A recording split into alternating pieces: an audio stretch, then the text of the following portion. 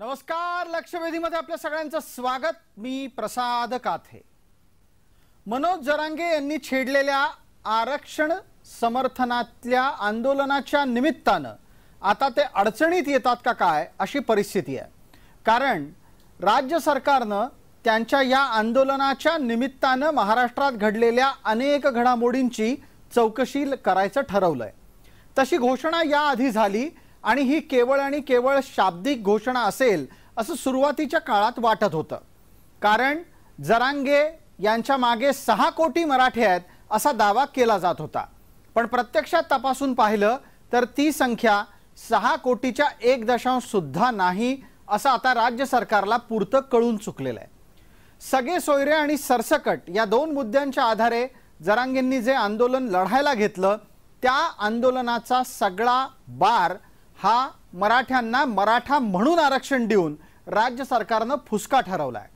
पण त्याच्या जोडीला या आंदोलनाच्या निमित्तानं महाराष्ट्रामध्ये 2 समाजात तेढ निर्माण करायचा प्रयत्न झाला का इतकंच नाही तर महाराष्ट्रामध्ये हिंसाचार कोणी घडवला, ते घडवण्याच्या मागचं प्लॅनिंग अर्थात नियोजन काय होतं आणि हे सगळं करण्याच्या मागे कोणत्या राजकीय शक्ती आहेत या संदर्भातली चौकशी करायचीच असं आता राज्य सरकारनं ठामपणे ठरवलेलं दिसतंय।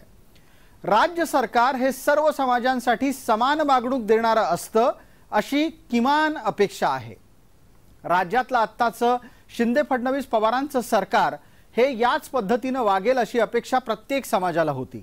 पण हेही विसरून चालणार नाही की हेच आत्ताचं राज्यातलं सरकार जरांगे बोले आणि सरकार डोले अशा पद्धतीनं वागत असल्यानं भविष्यात एसआयटीची चौकशी लागणारच नाही आणि लागली तरी पण तो केवळ आणि केवळ उपचार असेल अशी अपेक्षा अनेकांकडून व्यक्त होतीये। तेव्हा एसआयटीची चौकशी लागली तर जरांगेंचं खरंच काही बिघडणार आहे का? जरांगेंच्याकडून झालेल्या चुका एसआयटी खरंच शोधून काढेल का? ज्यांची घरं जळाली, ज्यांच्या संपत्तीवर आक्रमण झालं आणि ज्यांच्या जीविताला धोका निर्माण झाला त्यांनाही एसआयटी न्याय देणार आहे का असा प्रश्न महाराष्ट्रात विचारला जातोय। दुसऱ्या बाजूला याही संपूर्ण स्थितीमध्ये जरांगेंना अंगावर घ्यायची भूमिका राज्य सरकार घेत आहे।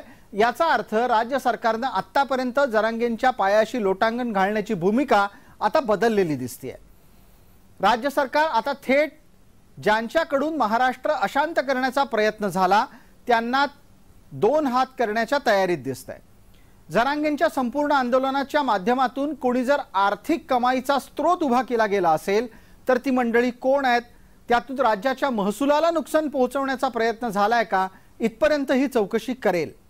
नाशिकमध्ये सध्या पोलीस आयुक्त पदाची जबाबदारी सांभाळणारे संदीप कर्णिक हे या चौकशी समितीचे प्रमुख आहेत।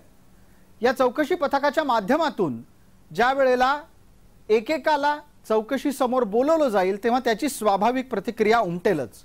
किंबहुना राज्य सरकारच्या मंत्रिमंडळाच्या माध्यमातून एसआयटीच्या चौकशीचा अधिकृत आदेश निघाल्याच्या नंतर जरांगेंकडून चिडचिड सुरू झालेली आहे।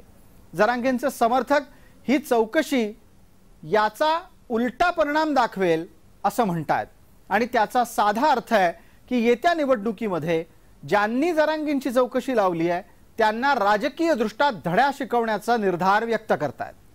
प्रत्यक्षात जरांगे बोलले म्हणून मराठे अशा प्रकारचं वर्तन करणार आहेत का आणि ज्यांना हिंसाचार करून मराठ्यांच्या प्रतिमेला डागाळायचं होतं त्यांच्या पाठीशी समाज उभा राहतो का हा प्रश्न आहेच।